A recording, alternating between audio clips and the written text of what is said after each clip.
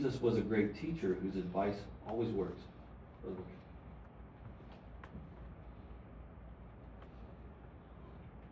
If I mention to you sertraline or paroxetine or Celebram, would you know what I'm talking about?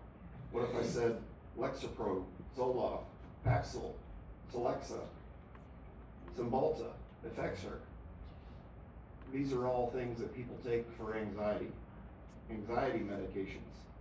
And I'm not saying they're bad. I'm just saying we have a lot of things that we do to try to treat anxiety. And then you get into all the holistic methods. There's all kinds of herbs and roots that you can take to treat anxiety. Anxiety is between a $5 and $10 billion industry just to take care of anxiety.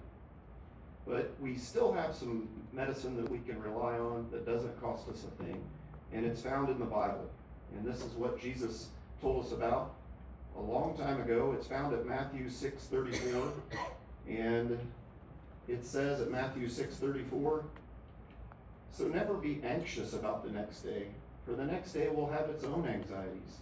Each day has enough of its own troubles." Well, that sounds easier said than done, doesn't it? To not have anxiety. There's another version of this in the New International Version. It says, "Do not worry about tomorrow, for tomorrow itself has enough of its own anxieties." So we can have less anxiety according to Jesus. But how? Well, Jesus basically told us that we needed to take it one day at a time.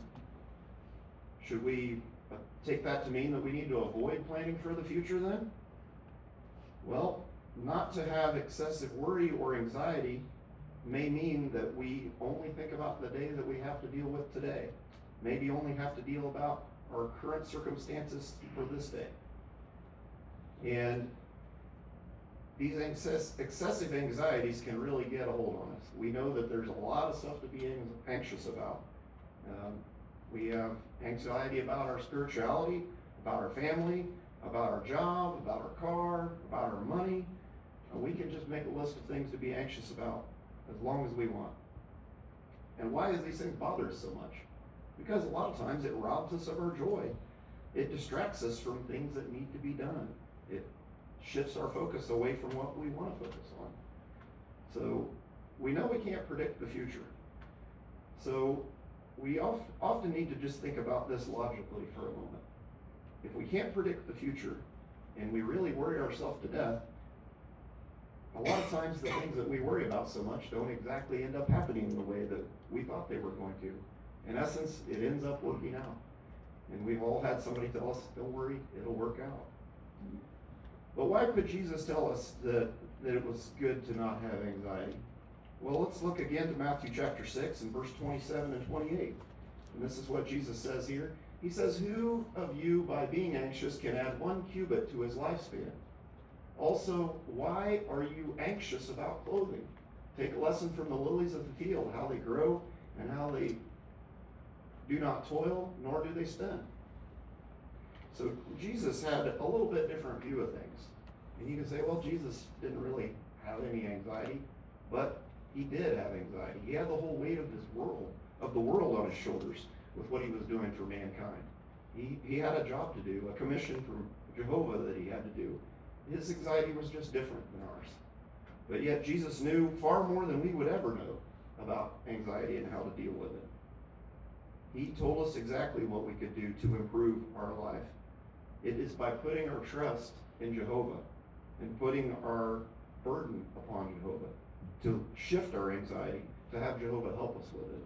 The power of prayer is one of the most powerful tools that we can have as anxious people. And I know we're all anxious at times. It all comes down to that. But why wasn't Jesus anxious? Well, maybe it was because he spent so much time with his Father and he knew how everything worked. Maybe it was because he wasn't married, he didn't have kids, he didn't have a 9 to 5 to punch a clock, he didn't have a car to worry about running. But he did do a lot of woodwork, so he did have things that he did on earth. It's just Jesus' anxiety was different than our anxiety. But Jesus' wisdom was far greater than our wisdom. So maybe we should listen to Jesus about not being anxious. There's many things that we can do to help with our congregation with not being anxious too. And one of those things is having the attitude of Jesus to just let some of these things go, just not worry about it. And that's one of the best lessons we can learn from Jesus about anxiety, and hopefully that will help us to not be anxious in the future.